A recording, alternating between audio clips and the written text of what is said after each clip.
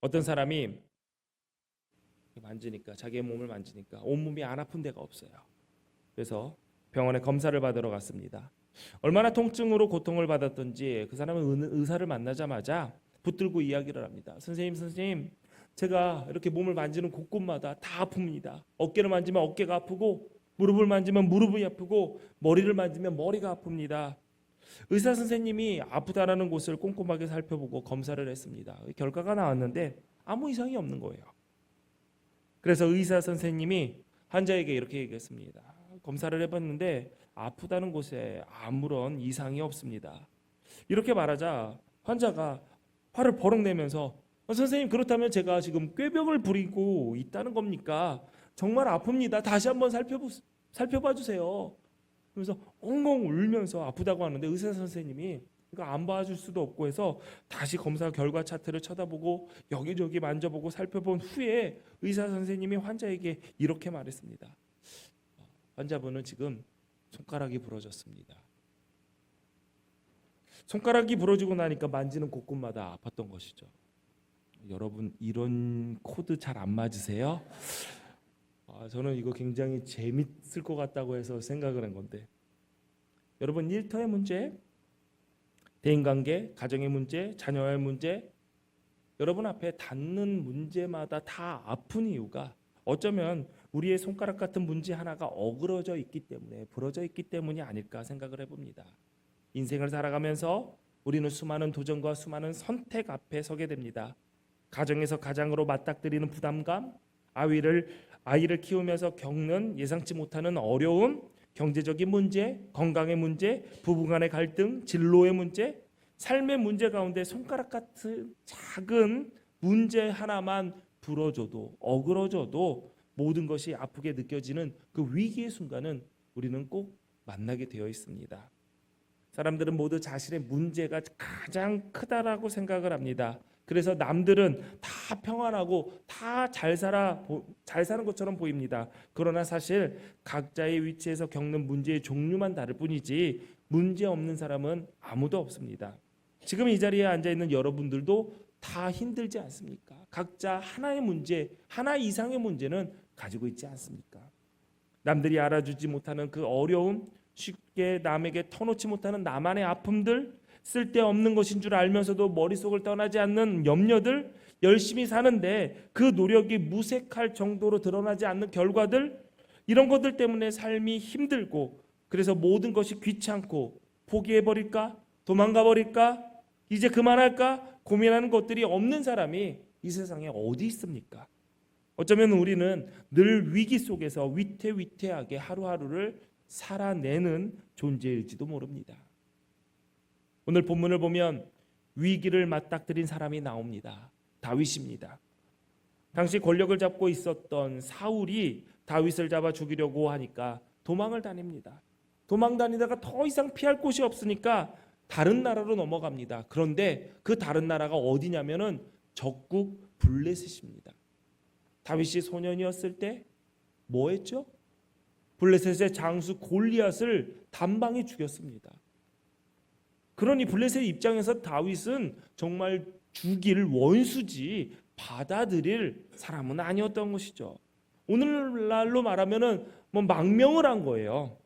그런데 오죽 다급했으면 삼국이 아닌 적대국인 블레셋으로 도망갔겠습니까? 목숨을 부지하려고 적국에 가서 시글락이라는 한 성읍에 정착을 했는데 다윗에게 참 난감한 일이 일어납니다. 블레셋이 이스라엘과 전쟁을 하기 위해서 군사를 모으는 중에 다윗에게도 참전을 요구합니다. 블레셋은 영어로 말하면 팔레스타인입니다. 이 팔레스타인은 5개의 도시 국가로 이루어졌던 거예요. 그러니까 도시 국가 연합체였어요. 그러니 블레셋이 전쟁을 가려면 각 도시에게 연락을 합니다. 야, 군사 보내. 그래서 그 군사를 모아서 전쟁을 했던 것이죠. 그러니 다윗에게도 이 소집 명령이 내려왔던 것입니다. 예전에 이스라엘 사람이었다 할지라도 너가 지금 이제 망명하여 블레셋 사람이 되었으니 그러면 당연히 이 블레셋의 전쟁에 참여해야 되는 것이 아니냐. 그래서 참전 명령이 내려온 것이죠. 다윗에게는 이제 조국과 싸워야 하는 난감한 일이 지금 펼쳐진 것입니다. 그래서 다윗은 군사를 모아서 참전을 하기 위해서 이제 자신이 머물고 있었던 시글락 성읍을 떠나게 됐죠. 그런데 불행 중 다행이라고 정쟁이 시작되면 다윗이 배신할 것을 염려한 그 블레셋 신하들의 반대로 다윗은 출병한 지 3일 만에 다시 시글락으로 되돌아왔습니다. 며칠 만에요? 3일 만에, 사흘 만에 다시 돌아온 것이죠. 이렇게 되돌아왔는데 그 잠깐 3일이라는 잠깐 자리를 비웠는데 시글락에 기가 막힌 일이 생겼습니다. 아말렉이 시글락을 쳐서 약탈하고 다윗의 아내를 포함해서 많은 여자들을 다 포로로 잡아간 것이에요. 얼마나 황당합니다. 얼마나 황당합니까? 잠깐 자리를 비운 것인데 그 틈에 아말렉이 다 쓸어간 거예요. 다윗과 그의 병사들이 그냥 자리에 털썩 주저앉아 버릴 수밖에 없었습니다. 본문 4절에 보니까 다윗과 그와 함께한 백성이 울 기력이 없도록 소리를 높여 울었다라고 했습니다. 더 이상 힘이 없어서 지칠 때까지 땅바닥에 털썩 앉아서 주저앉아서 울었던 것입니다. 다윗이 그때 무엇을 해야 할까요? 지도자라고 일어나서 이 순간 병사들을 다독이면서 괜찮다, 일어나자, 우리가 구하러 가자, 낙심하지 말아라, 이러한 소리를 한들 들리겠습니까? 다윗도 사람인지라 백성들과 같이 울 기력이 없을 정도로 함께 울었습니다. 그런데 다윗에게는 지도자였기 때문에 다른 백성들에게 없는 고통이 하나 더 있었습니다. 그것은 무엇일까요? 본문 6절을 보니까 백성들이 자녀들 때문에 마음이 슬퍼서 다윗을 돌로 치자 하니. 다윗도 지금 자기의 아내를 잃어버리고 울 기력이 없을 때까지 울 정도로 큰 아픔을 겪고 있는데 거기에다가 다른 백성들까지 책임져야 하는 고통을 겪고 있는 것입니다.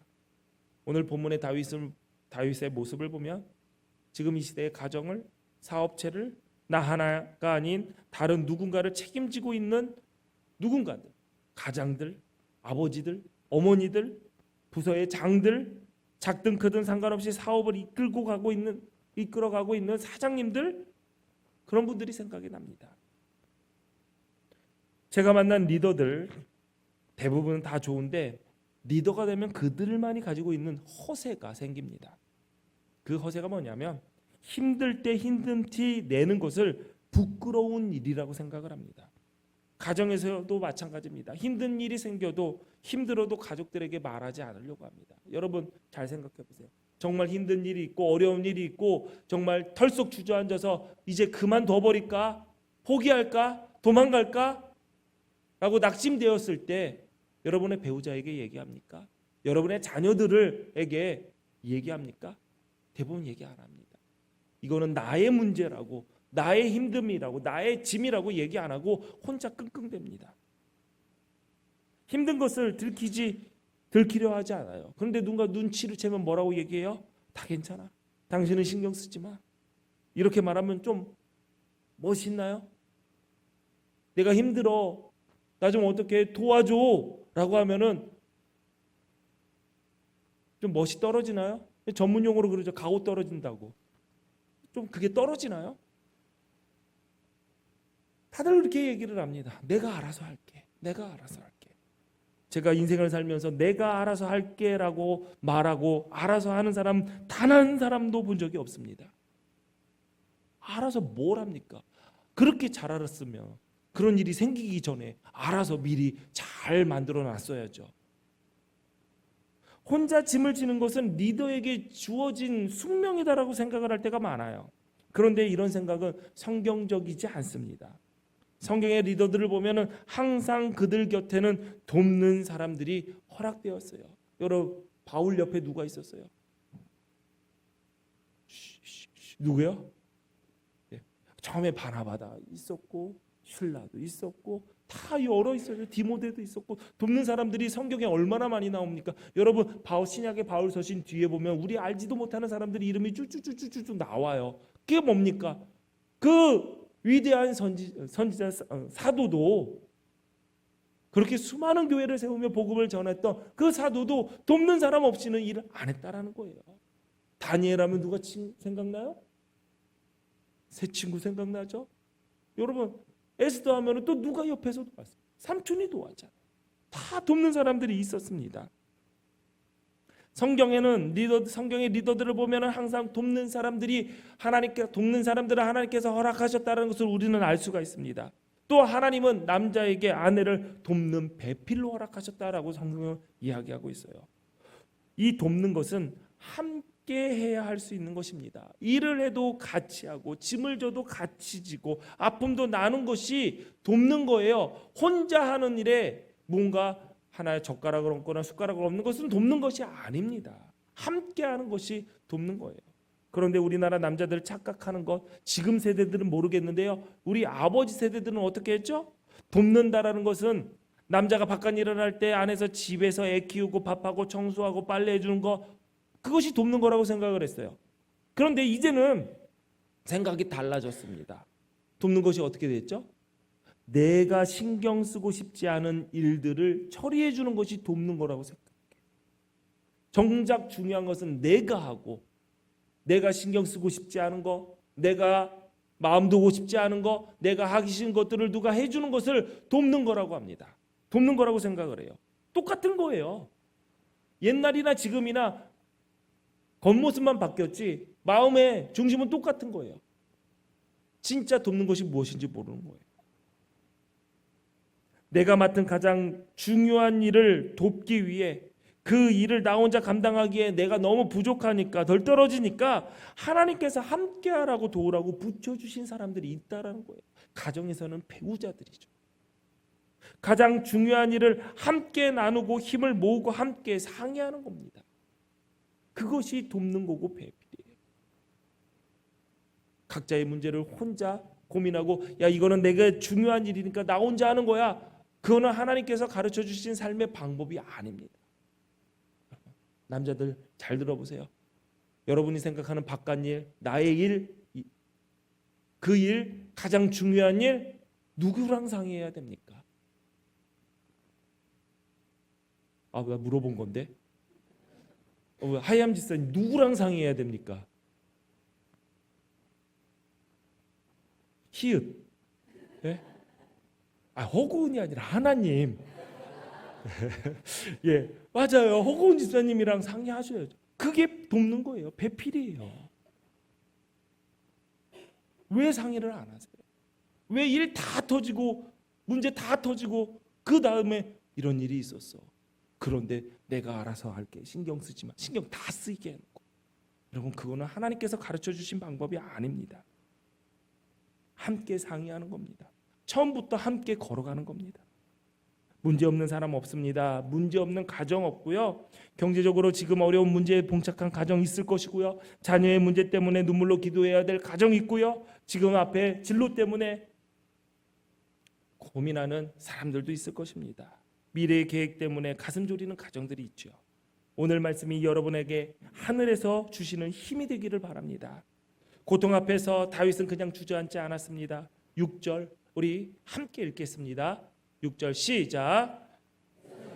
자녀들 때문에 마음이 슬퍼서 다윗을 돌로 치자하니 다윗이 크게 다급하였으나 그의 하나님 여호와를 힘입고 용기를 얻었더라. 아멘. 아멘. 지금 다윗은 보통 문제가 아닙니다.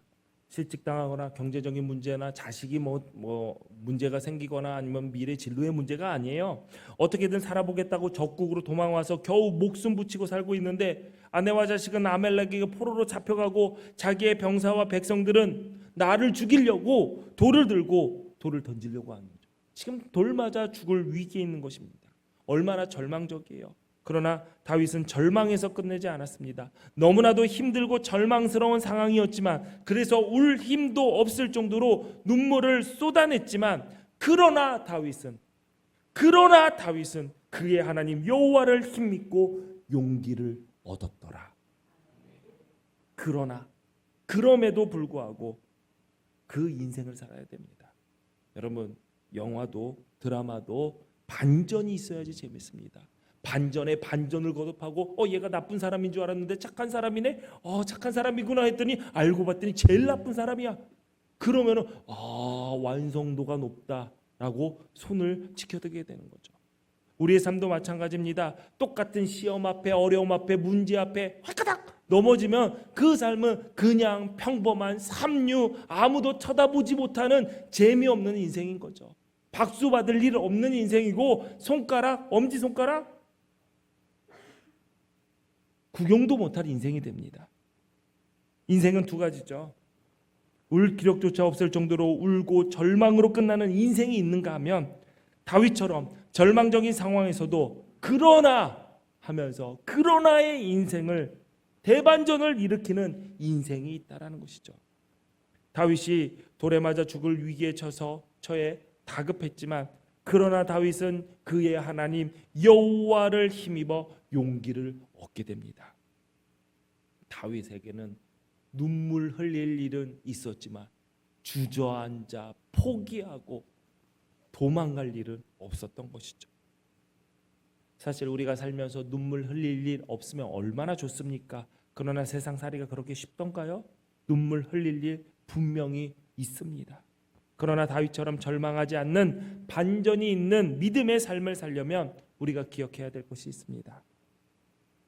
첫 번째, 괴로우면 힘과 용기를 주실 수 있는 분에게 구하는 겁니다. 우리가 착각하는 게 있어요.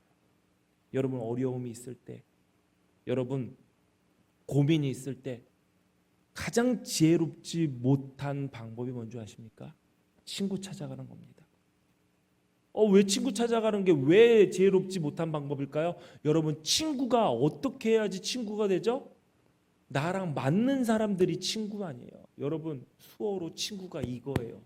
왜 그런 줄 아세요? 맞으니까. 딱딱 맞으니까. 그러면은 그 사람의 수준은 어떤 수준? 내 수준이에요. 내가 괴로워서 해결하지 못하는 문제를 내 친구에게 갖다 물어보면은 뭐예요? 똑같은 답 나와요. 그렇죠. 그러니까 선생님을 찾아가는 거고, 어른을 찾아가는 거고, 꼰대를 찾아가는 거예요. 평상시에는 그렇게 듣기 싫지만 그 말에 그곳에서 지혜가 나오고, 더 높은 하나님을 찾아가는 겁니다. 우리 6절 말씀 다시 보겠습니다. 제가 읽을게요. 백성들이 자녀들 때문에 마음이 슬퍼서 다윗을 돌로 치자 하니 다윗이 크게 다급하였으나 그의 하나님 여호와를 힘입고 용기를 얻었더라. 여기 보니까 크게 다급했다라고 해요. 왜 다급했을까요? 백성들이 돌을 들고 치려고 오니까 다윗이 피하기 위해서 다급했을까요? 아니면 그 백성들을 말리기 위해서 다급했을까요? 아닙니다. 개역 개정 성경에 다급했다라고 번역한 단어가 야짜르인데, 이 야짜르 뭐냐면 심히 괴로워하는 상태를 말하는 거예요. 다윗은 지금 아내와 자녀들을 아말렉의 포로로 빼앗겼어요. 자신이 따르던 백성들이 이 책임을 지도자인 다윗에게 물며 돌로 다윗을 쳐 죽이려고 하는 이 고통으로 인해서 너무나도 괴로운 상태를 말하고 있는 거예요. 그런데 다윗은 이 괴로운 상태에서 끝나지 않고 다윗의 하나님 여호와를 인하여 용기를 얻었다라고 했습니다. 힘을 얻고 용기를 얻었다, 이 두 단어로 보이는데, 힘을 얻게 되니까 용기가 생긴 게 아니라 사실 이거는 한 단어의 번역입니다. 원어로는 까차크라고 합니다. 까차크. 힘을 얻다, 힘을 내다라는 뜻을 가지고 있는 이 단어는 그냥 어떤 힘이 아니라 외부로부터 공급받아서 얻게 되는 힘을 까차크라고 합니다. 우리가 위기의 순간에 이렇게 얘기하잖아요. 거울 보면서 할 수 있어. 철호야, 너는 할 수 있어. 너 정도면 충분히 할 수 있어. 화이팅! 이게 아니라는 거예요. 내 안에 의지적으로 나오는 힘, 내 안에 잠재력을 다시 깨워서 일으키는 힘이 아니라 누군가로부터 혹은 무엇으로부터 공급받아서 얻는 힘을 바로 까짜크라고 합니다. 구약 성경에 보면 이 단어가 쓰여진 구절이 있어요. 에스라 7장 28절에 보니까 또 나로 왕과 그의 보좌관들 앞과 왕의 권세 있는 모든 방백 앞에서 은혜를 얻게 하셨도다. 내 하나님 여호와의 손이 내 위에 있으므로 내가 힘을 얻어 이스라엘 중에 우두머리들을 모아 나와 함께 올라오게 하였노라. 에스라가 이스라엘 대표로 딱 서게 되는데, 여기에 여호와의 손이 내 위에 임해서 힘을 얻었다라는 그 힘이 바로 까차크입니다.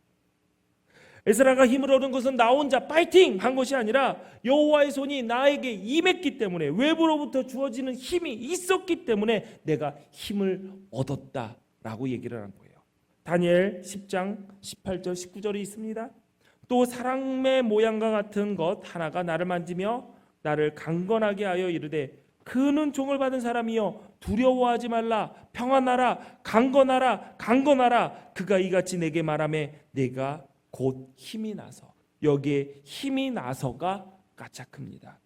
다니엘이 힘이 난 것은 하나님이 보내주신 천사가 다니엘을 만지며 그는 종받은 사람이여 두려워하지 말라, 평안하여라, 강건해라, 강건해라 라는 그 음성을 듣고 외부에서 공급해주는 힘을 받았기 때문입니다.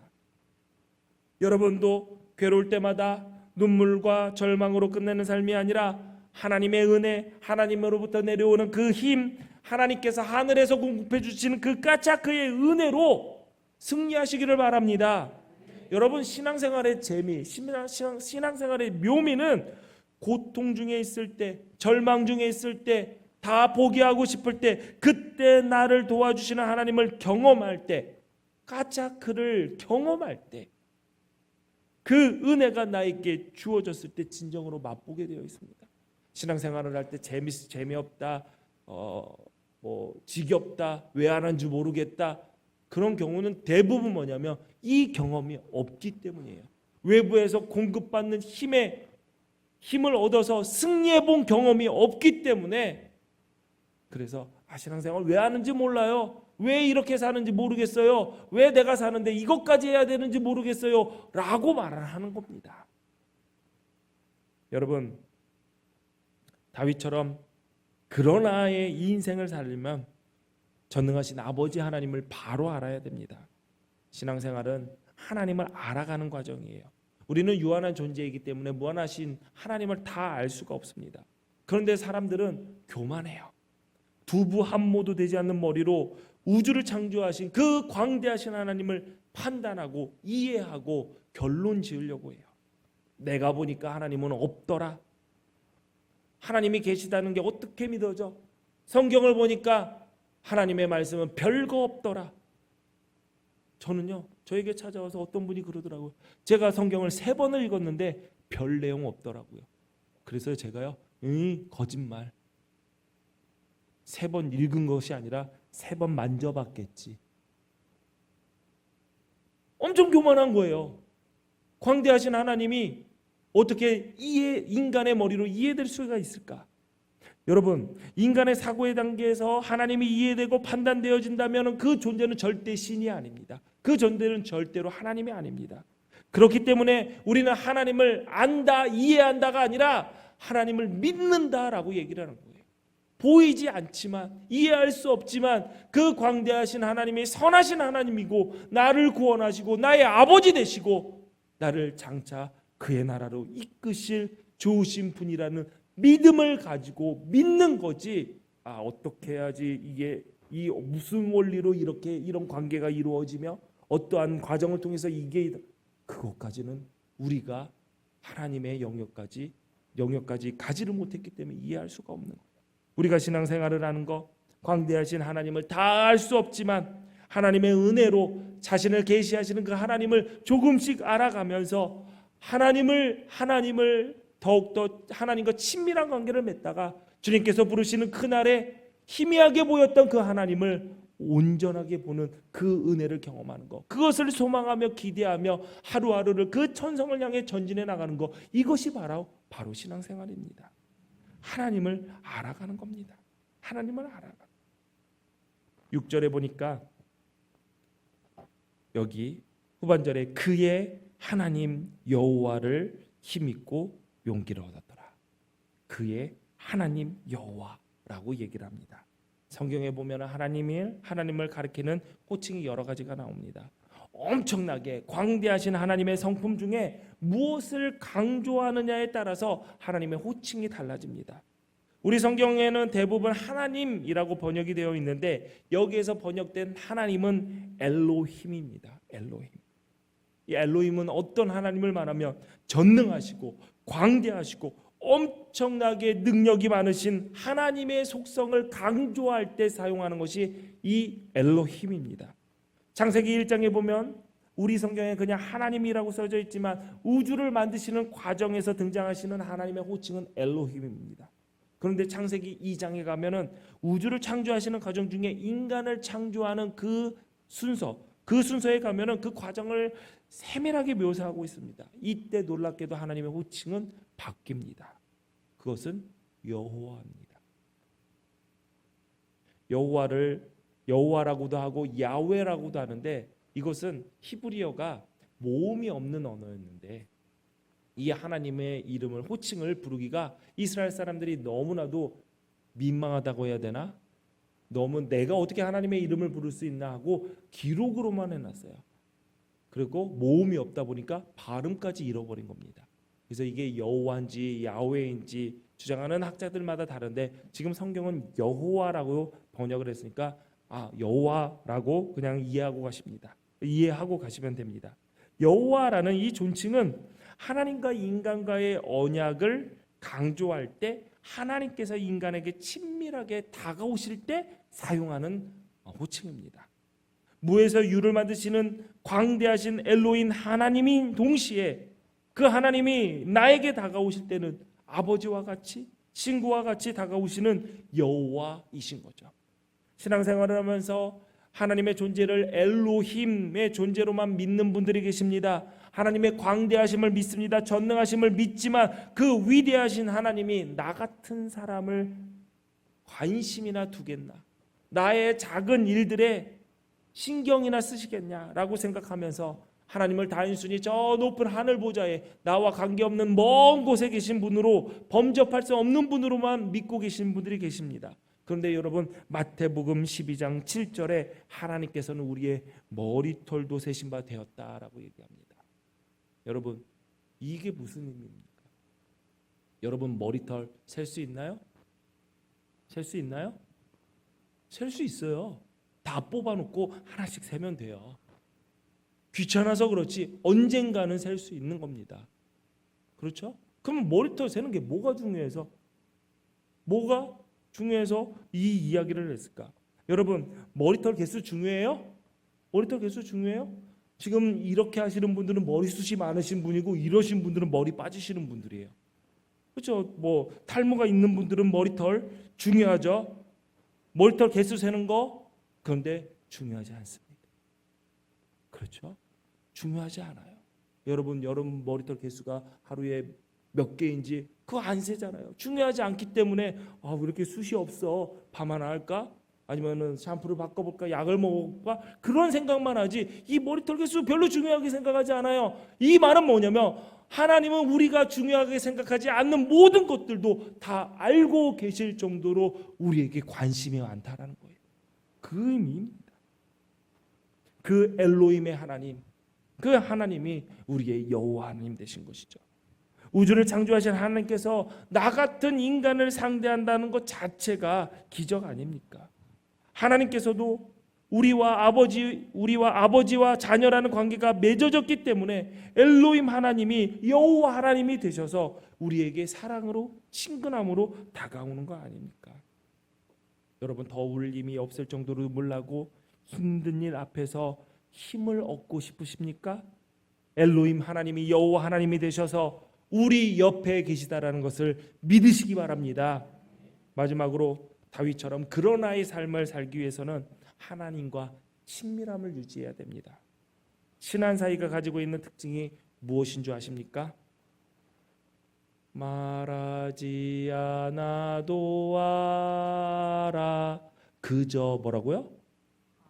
바라보며. 이 노래 아신 분은 좀 나이가 많으신 분들, 얘네들 하나도 몰라. 들어봤어요? 초코파이 정. 우리 정씨 가문의 유명한 인물인데 모르세요? 초코파이 정. 여러분 친밀한 사이는 어떤 사이? 말하지 않아도 알아요. 그저 바라만 봐도 아는 사이예요. 아이들은 울어도 엄마들이 다 알아서 해줍니다. 왜? 친하니까. 엄마들은 아이의 울음소리 듣어도 아파서 우는지 놀래서 우는지 서운해서 우는지 배고파서 우는지 불편해서 우는지 다 압니다. 왜? 친해서.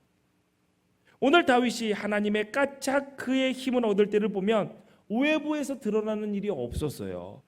앞에서 우리가 에스라의 경우를 보니까 여호와의 손이 내 위에 있어서 힘을 얻었다라고 되었고, 다니엘의 경우는 더 좋아요. 하나님이 보낸 천사의 음성을 듣고 힘을 얻었다라고 했어요.